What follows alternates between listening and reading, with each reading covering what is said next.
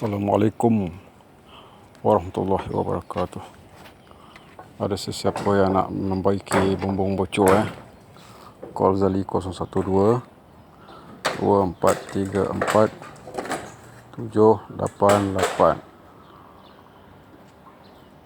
012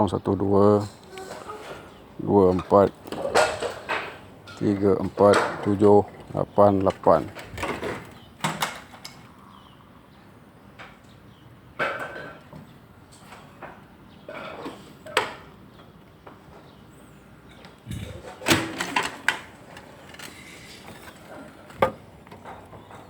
Suai rumah, tukar pintu, plumbing, elektrik, InsyaAllah semua boleh.